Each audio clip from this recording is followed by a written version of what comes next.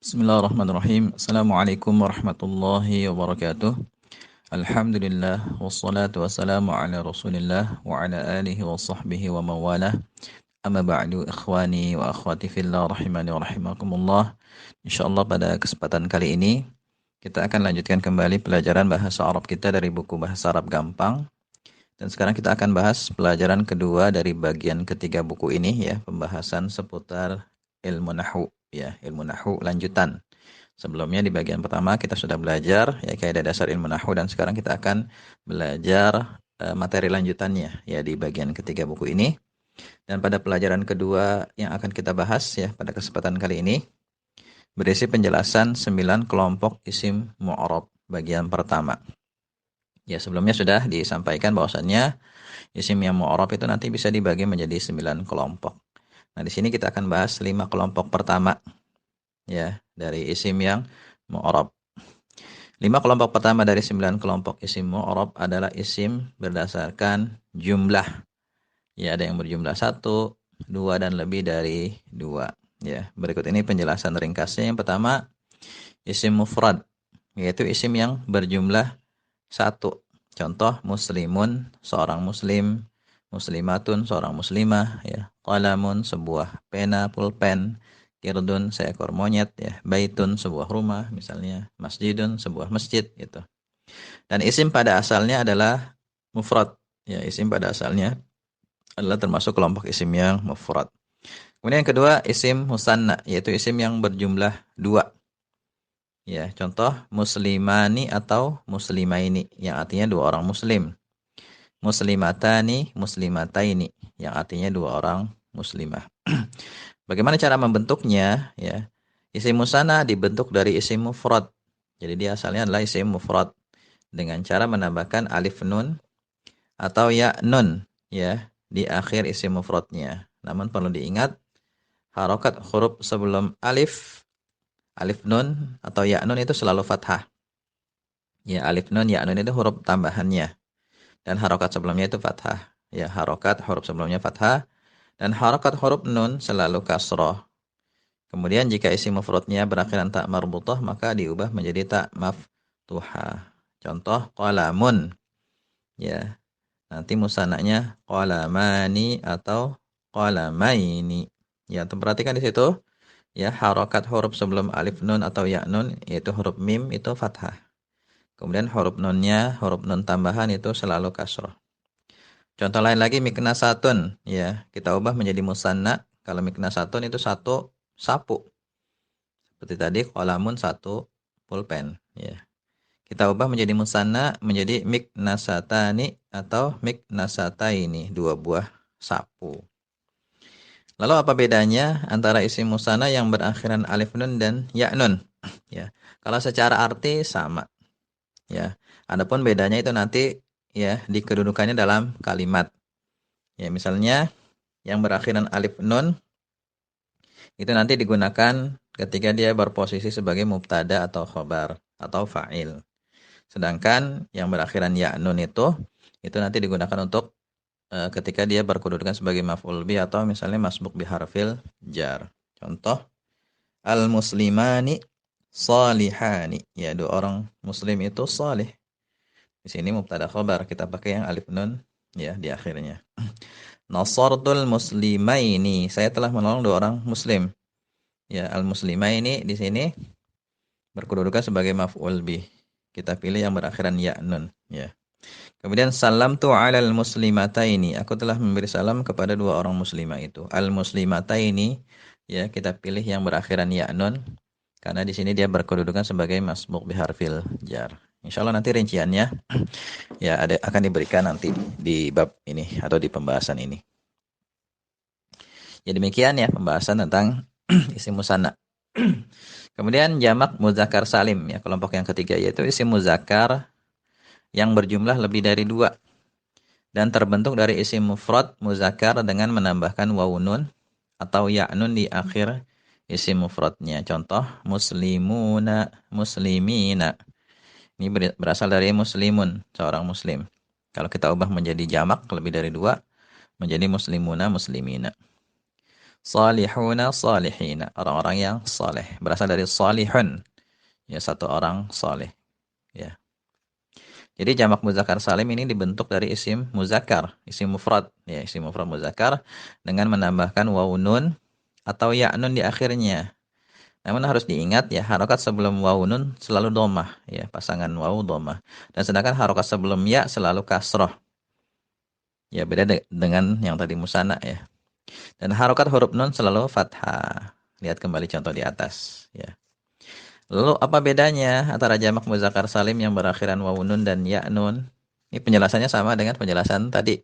Ya untuk isim musanna. Nanti tergantung kedudukannya dalam kalimat. Ya. Untuk yang berakhiran wawu nun itu nanti ya misalnya dia kalau dalam kalimat berkedudukan sebagai mubtada atau khobar seperti al-muslimuna salihuna. Kalau yang berakhiran ya nun itu nanti ya bisa kita pakai untuk kedudukan maf'ul bih atau masbuk bi harfil jar. Ya misalnya sa'adtul mudarrisina ya atau salamtu 'alas salihina seperti itu. Dan di sini ada catatan penting ya. Yang pertama, tidak semua isim mufrad muzakkar bisa diubah menjadi jamak muzakkar salim. Ada ketentuannya. Namun yang paling penting bagi pemula, kenali saja bentuknya yang khas. Ya, kenali saja misalnya jamak muzakkar salim itu muslimuna, muslimina, itu bentuknya seperti itu jamak muzakkar salim. Ya. Kedua, biasanya yang bisa diubah menjadi jamak muzakkar salim adalah isim fa'il dan isim maf'ul. Lihat pembahasannya dalam ilmu sharaf. Ya, isim fa'il misalnya berpola fa'ilun atau muf'ilun seperti ini, muslimun. Al-muslimun asalnya kan muslimun, isim fa'il, pola muf'ilun. Salihun, ya salihina, salihuna itu asalnya kan salihun, isim fa'il juga. Jadinya nanti jamaknya jamak muzakkar salim. Kalau bukan isim fa'il atau isim maf'ul seperti misalnya qalamun, baitun, itu nanti jamaknya ke jamak taksir yang akan kita bahas nanti. Ya, pada bab ini untuk kelompok yang kelima. Sekarang kita bahas dulu kelompok yang keempat untuk isim mufrad. Yaitu jamak mu'annas salim. Yaitu isim mu'annas yang berjumlah lebih dari dua. Dan terbentuk dari isim mufradnya dengan menambahkan alif ta di akhir isim mufradnya. Ya dengan terlebih dahulu membuang huruf ta marbutah pada akhir isim mufradnya jika ada. Ya misalnya salihatun. Ya kita ubah menjadi jamak menjadi salihatun. Ta marbutahnya dibuang dulu. Kemudian dihadirkan alif dan ta. Mudarrisatun menjadi mudarrisatun. Begitu. Insya Allah ini lebih mudah dibandingkan dengan jamak muzakkar salim. Catatan, jika isim mufrad yang ingin diubah bentuknya menjadi jamak muannas salim berakhiran ta marbutah, maka ta marbutahnya harus dibuang terlebih dahulu. Ya, baru kemudian ditambahkan alif ta dan harus diingat bahwa harokat sebelum alif selalu fathah. Ini sudah disebutkan di atasnya tadi ya. Contoh hasanatun menjadi hasanatun, nadzaratun, nadzaratun. Demikian. Jadi secara umum ya kalau ada isim muannas maka nanti jamaknya jamak muannas salim secara umum seperti itu. Yang kelima jamak taksir. Ya, jamak taksir. Yaitu isim yang berjumlah lebih dari dua namun bentuk isim mufradnya sudah berubah dari bentuk semula. Ya, nama lain jamak taksir adalah jamak tidak beraturan, tidak ada cara khusus untuk membentuknya dari isim mufrad. Jadi taksir itu artinya yang terpecah, ya, yang berantakan. Jadi kalau jamak taksir itu dia terbentuk dari isim mufrad, ya. Cuma nanti bentuk mufradnya itu udah berantakan, nggak beraturan lagi. Beda dengan ya jamak muzakkar salim, jamak muannas salim seperti muslimuna berasal dari muslim. Ya, muslim bentuk mufradnya masih utuh di situ. Cuma dikasih tambah wawun nun. Tapi beda dengan jamak taksir. Contoh misalnya babun, pintu. Nanti jamaknya abwabun. Ya, sudah ada tuh beberapa tambahan. Seperti di awalnya ada hamzah, kemudian setelah wawu dikasih alif. Dan juga ada huruf wawu juga, huruf tambahan. Asalnya babun. Baitun menjadi buyutun. Nah ini namanya jamak taksir. Lawan dari taksir salim. Salim itu artinya selamat.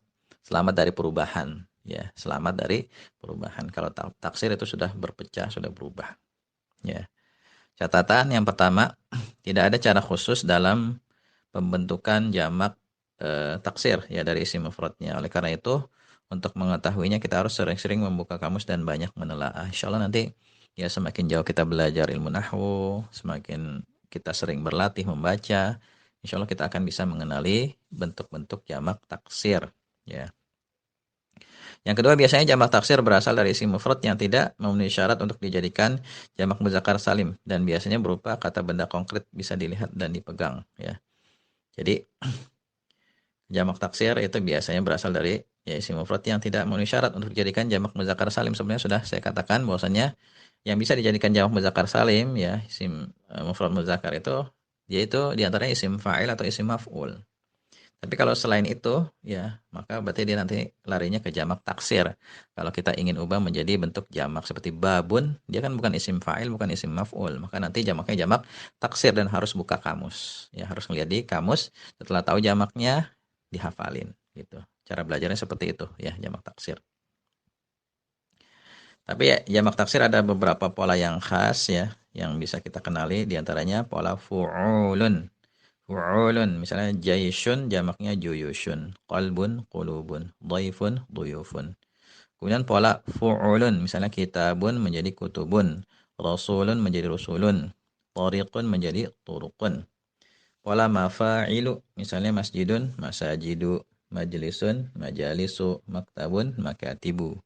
Pola af'alun, misalnya babun menjadi abwabun, malun, amwalun, waladun, auladun. Ya demikian ya pembahasan tentang 5 kelompok isim yang mu'rab. Ya ada isim mufrad, ada musanna, ada jamak muzakkar salim, ada jamak muannas salim dan ada jamak taksir. Ya. Hendaknya ini difahami baik-baik ya karena akan bermanfaat untuk memahami pelajaran-pelajaran berikutnya. Ya, silakan antum kerjakan latihannya tanpa melihat kunci jawabannya. Ya, semoga bermanfaat. Wallahu a'lam bishawab.